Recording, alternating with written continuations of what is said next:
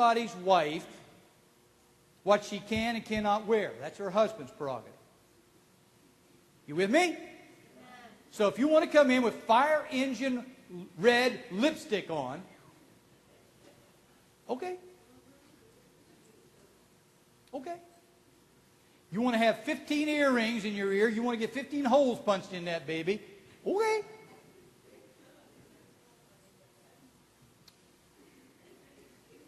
Your ear. I mean, under the law, hey, those women had all kinds of dingly things. Stuff around their ankles. He even talks about nose rings. Every time I think of a nose ring, I think of what we used to do to the pigs. There was always this day where we got all the little piggies out and we wrung their noses. Oh, that was a squealing mess. I was about half sadistic at the time anyway, and I always said, Dad, can I do the ringing?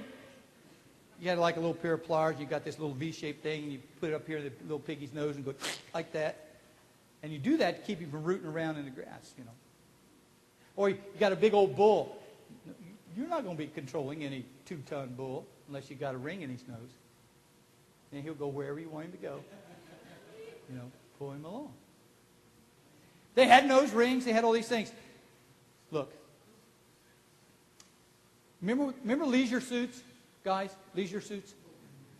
I had a couple of leisure suits. And I remember this. You remember how you wore them?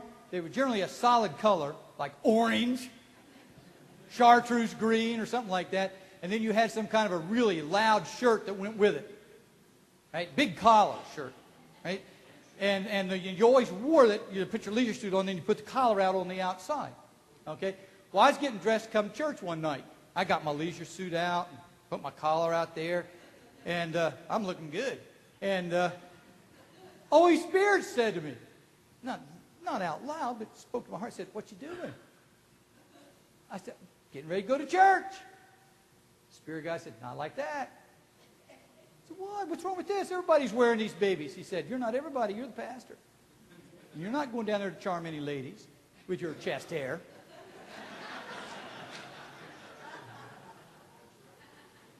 I said, button it up, big boy. Put a tie on.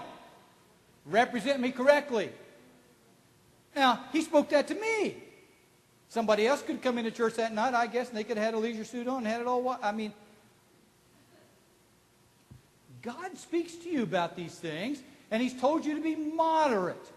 And that word moderate comes from the word modest.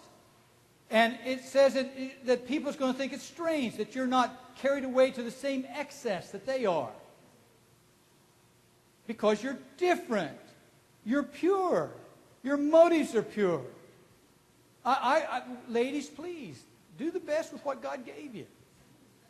I try. I mean, I can't change. This is what He gave me. This is the body He gave me.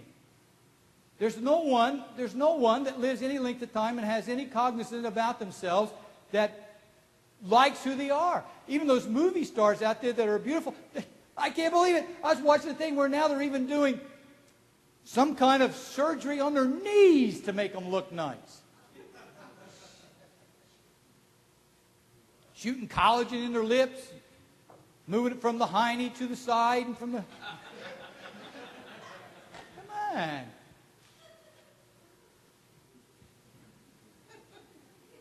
Nobody's happy with what they... Just do the best you can with what you got to do with. And Shirley still this day, she said, you're not wearing that, are you? I said, well, I like it. What's wrong with it? She said, nah, I don't think so. And sometimes she comes down. She'll have something I say, skirt length's about 2 inches too high. We ain't wearing that to church. We ain't wearing that anywhere. I say to the kids a lot of times, I said, look, listen. We become impure about what we're watching and what we're listening to.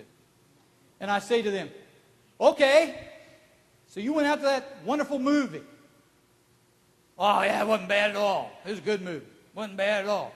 How many acts of fornication was there in it? Oh, only a couple. How many acts of pure adultery? Well, there was 2 or 3. How many bad words? About 15. I said, well, I tell you what.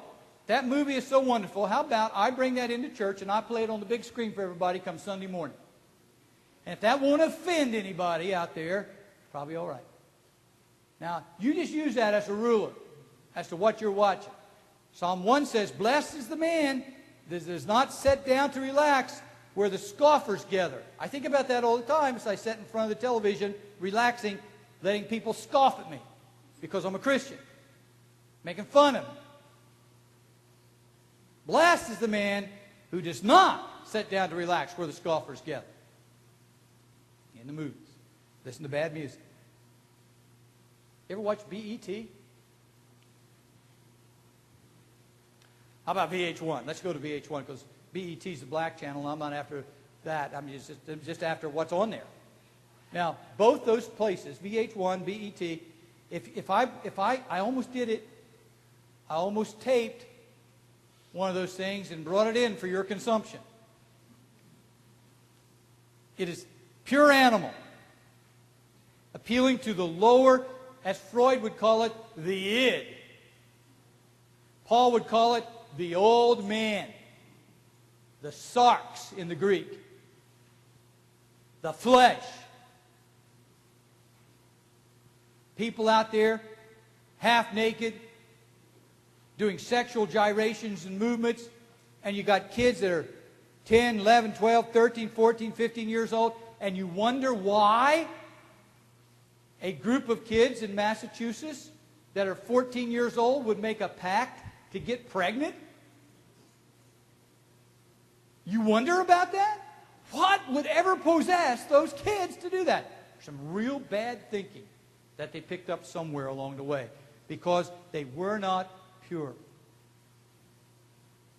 can happen to any of us. Happens to preachers. Happens to elders, deacons, husbands, wives. When we don't guard ourselves. Guard your heart with all diligence, for out of it is the issues of life. Pure. If I am pure, I'm going to be clean, washed, I'm going to be innocent. I was thinking about this. When I was 16 years old, you could drive in Missouri, so I had my own car. Now, a car to a kid is freedom. They've been told what they can do and what they can't do all their life. What they can listen to. And there is no way, probably, that your taste in music is going to match your kid's taste in music unless you've been really diligent at putting that home.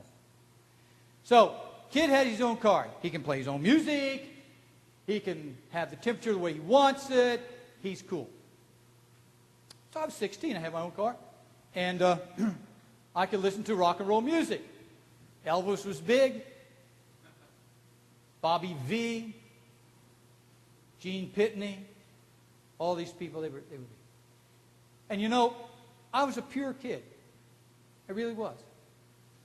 And I'd listen to these songs and talking about, you know, loving this girl or whatever. And I'd see myself maybe holding her hand. And if I got really courageous, maybe put my arm around her or something like that. And if we really got involved, maybe getting a little peck on the cheek. 30 years later, I revisited those same songs, and I said, they weren't talking about any peck on the cheek. They weren't talking about holding hands. They were talking about getting it on. And see, I never picked up on that. I honestly never picked up on that because my mind never even went there. My mind never went there. I remember my dad, I was a kid, we went out and he said, come on, let's go where the neighbor had a cow. And the neighbor had a calf. And I remember walking down through the pasture with my dad, I was holding his hand. I said, Dad, where'd that cow get that calf? It's a question of all questions, isn't it? He said, oh, she found it out there behind the stump. Oh, okay. Cows get their calves out behind the stump. Got it. Just oblivious. Now, not all the kids in my school that way because I think back on some of the things that they used to say and I said, whoa, I never picked up on that at all. Well, we got some pure kids here in our church. They don't necessarily think on bad stuff all the time, even though that they're presented with more and more bad stuff that they can get into them that can make them impure. Huh? And Mr. Webster, 1828, said this about being pure.